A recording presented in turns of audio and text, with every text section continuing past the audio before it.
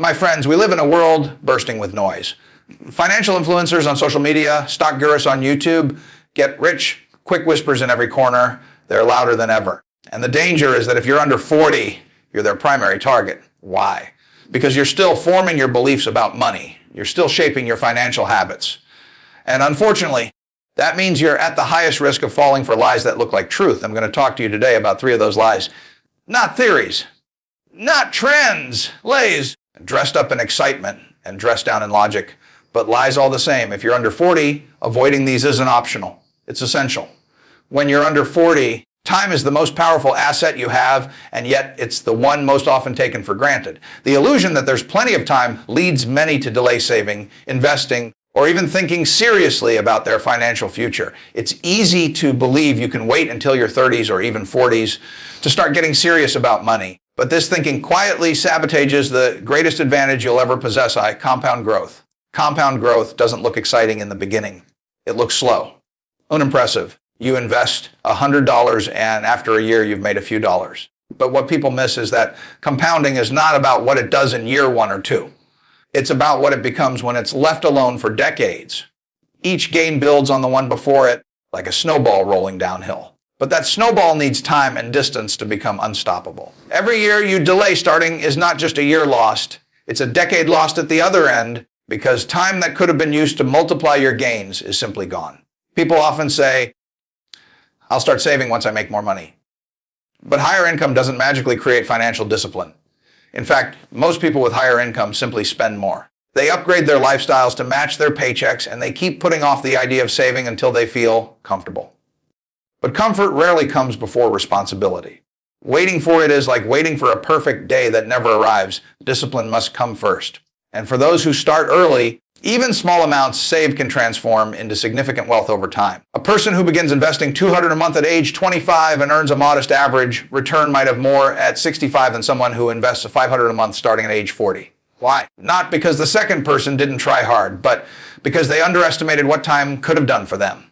Time isn't just a tool, it's a multiplier. It's the reason some people can retire with ease, even though they never earned 6-figure salaries. It's also why others who earned a lot but started late or spent recklessly find themselves stressed and financially insecure in middle age. The math is simple. What isn't simple is staying patient. When you're young, the world is fast.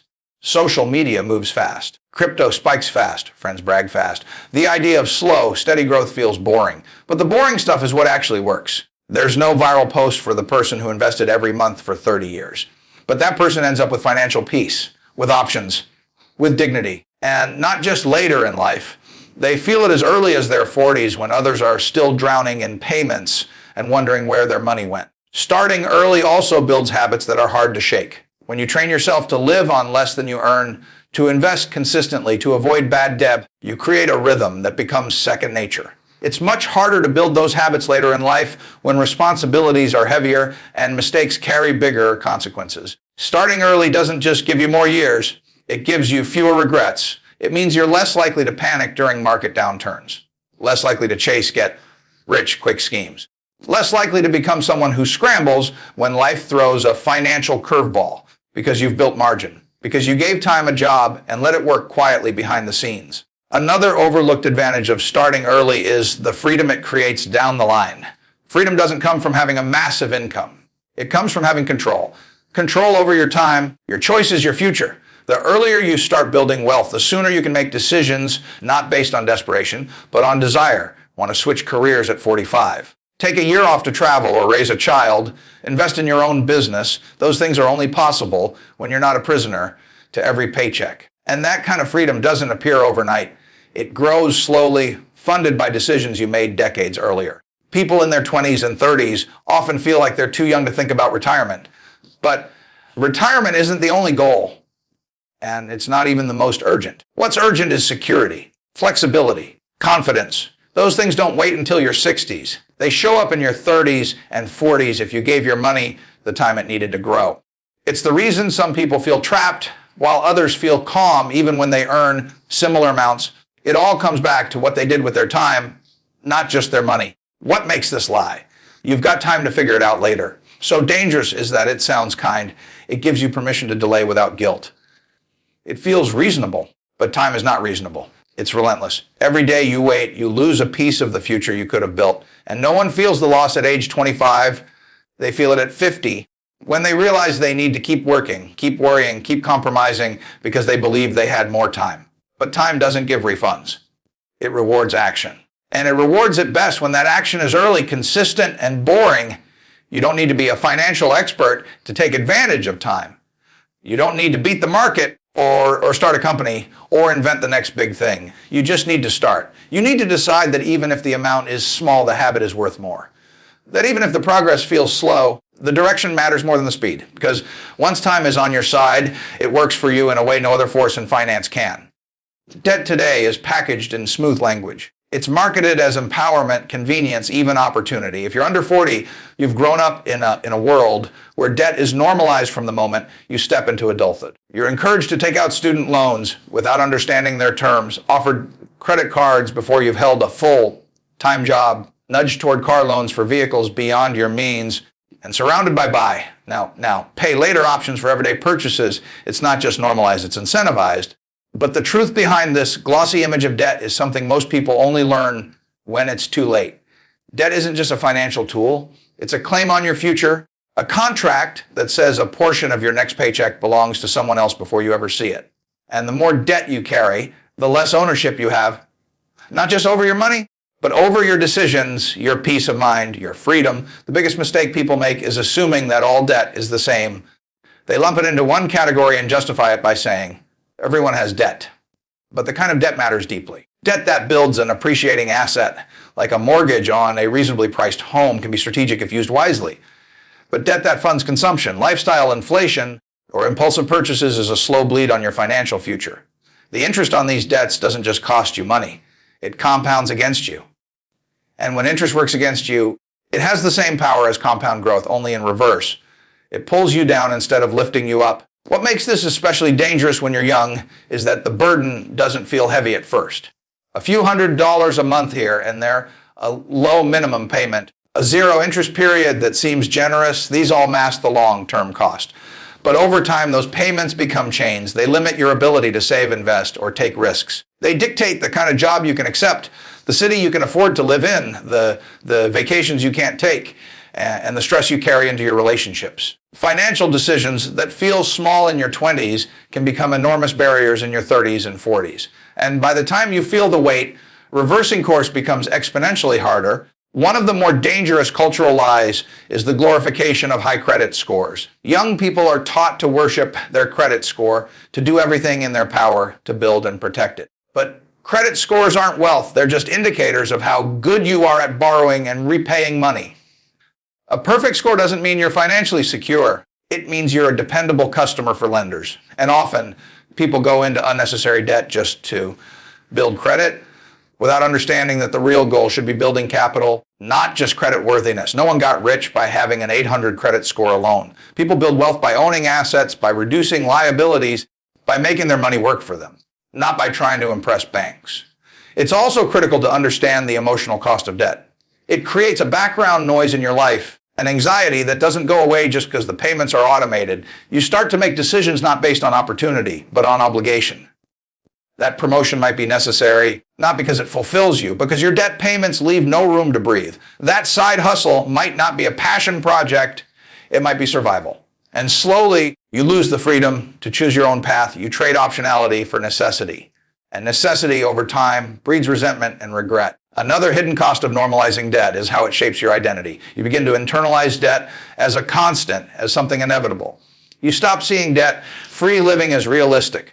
And that's dangerous because once you stop believing freedom is possible, you stop striving for it. You begin to justify every new purchase, every new loan, every new payment. You chase status instead of security. You buy to feel better. You borrow to keep up. And all the while, you move further away from control, further away from peace, further away from ownership. When people say debt is just a tool, they often forget to ask whose tool is it? Because for many lenders, your debt is their asset. Every dollar of interest you pay is profit in someone else's pocket. Your financial stress funds their financial strength.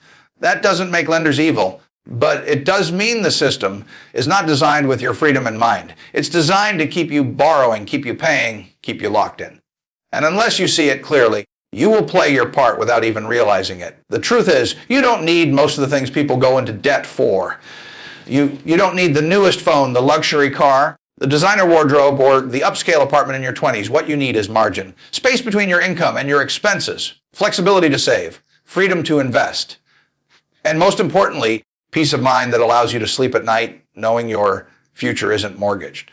Because once you understand how suffocating debt can become, you realize that nothing you can buy on credit is worth what it will cost in mental weight.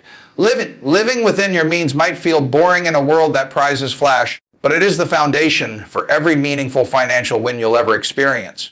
When you resist the urge to finance your image, you preserve the power to fund your future. And that trade-off of ego now for freedom later is one of the smartest moves anyone under 40 can make. The belief that big rewards require big risks is one of the most misleading ideas young people are taught about money. It's packaged as ambition, glorified in social media success stories, and reinforced by people who claim that the only way to become wealthy is to swing for the fences. The danger of this mindset is that it encourages impulsive financial decisions under the illusion of boldness. It says that if you're not taking huge chances, you're not playing the game correctly. But in reality, wealth through aggressive risk-taking is rare and often temporary. The kind of wealth that lasts, the kind that provides security and freedom, almost always comes from steady, patient discipline, not betting big and hoping for the best. When you're under 40, this lie is especially tempting. You're told that this is your time to take risks. You can recover from any mistake, that youth is the perfect excuse to be reckless with your money. And while it's true that your financial flexibility is higher when you're younger, that doesn't mean it should be wasted on speculation. Every dollar you lose to a rushed or poorly understood investment is a dollar that loses the ability to grow for decades. High risk doesn't guarantee high reward. It often guarantees volatility, and volatility can destroy more wealth than it creates. The smart play isn't to avoid all risk, it's to understand the right kind of risk. Educated risk, calculated risk, risk with a strategy, a plan, and a margin of safety. The most overlooked path to wealth is the one that's right in front of everyone but ignored because it's not flashy. It's the path of consistent, long-term investing. Buying strong businesses and holding them. Living below your means and reinvest in the difference. Letting compound growth do the work for you over time. It's not exciting in the short term, but it works. And it works far more reliably than chasing the latest speculative trend. Markets reward patience more than they reward brilliance. But most people don't have the patience to let compounding do its job, so they trade long-term gains for short-term dopamine. The lie of high risk, high reward also comes from the glamorization of entrepreneurship without acknowledging the brutal reality behind most startups. Yes, building your own business can lead to wealth, but it also comes with stress, sleepless nights, failure rates, and years of uncertainty. It is not the guaranteed path to success, and treating it as the only road to financial freedom puts immense pressure on young people to take leaps they're not ready for. What's rarely said out loud is that you can become wealthy working a normal job, investing consistently, avoiding lifestyle inflation, and staying the course. It may not get applause from social media, but it gets results, and it doesn't destroy your peace of mind in the process. Another way this lie shows up is in the world of stock picking and speculative investing. People under 40 are targeted with promises of the next big thing. Whether it's a cryptocurrency, a startup IPO, a hot sector, or a meme stock, they're told that if they miss it, they'll regret it forever. This creates urgency, and urgency is the enemy of good decision making. When you're constantly jumping into the next opportunity because of FOMO, you're not investing, you're gambling, you're chasing momentum, not value. And even if you win once or twice, you're not building a repeatable system. You're feeding a habit that will eventually blow up. Real investors don't make decisions based on emotion or hype. They make decisions based on research, logic, and patience. They understand that missing a trend doesn't mean missing out on wealth. There will always be another opportunity. But the most valuable opportunity is the one that keeps you in the game long enough to benefit from years, even decades, of consistent investing. That's what builds a portfolio. That's what builds confidence. And most importantly, that's what builds freedom. You also have to understand that real risk is not always obvious. Most people think of risk as something dramatic, a huge stock crash, a business failing, a risky bet going sideways.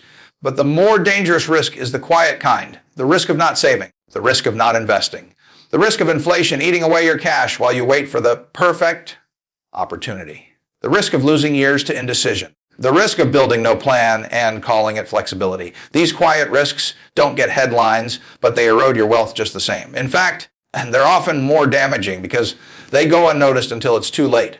People in their 40s should be focused not on how to take bigger swings, but how to build more resilience. Resilience in finances doesn't come from chasing windfalls. It comes from having a strong foundation, emergency savings, consistent contributions to investments, diversification, avoiding debt traps, ignoring market noise. Those aren't glamorous moves, but they are the ones that keep you steady while others panic. And over time, they lead to greater returns, both financially and emotionally, because you're not operating in chaos. The real game is not about how quickly you can grow your money. It's about how long you can keep it growing. Sustainability is the secret that most high risk takers never learn until it's too late. They see a win as proof of a good system, not realizing it was luck. They don't prepare for the inevitable downturn, and when it comes, it wipes out their gains and their confidence. Then they're forced to start over, often with less enthusiasm and more fear. That cycle can go on for years and leave them far behind those who simply stuck with a proven, boring, consistent approach. If you understand this early, you won't feel the need to rush. You won't feel inadequate because your sure strategy isn't exciting. You'll know that slow and steady isn't just a saying. It's a formula. And every time you see someone chasing the next big thing, you'll feel a little calmer knowing you're not at the mercy of chance. You're building something stronger, something stable, something designed to last even if no one notices it yet.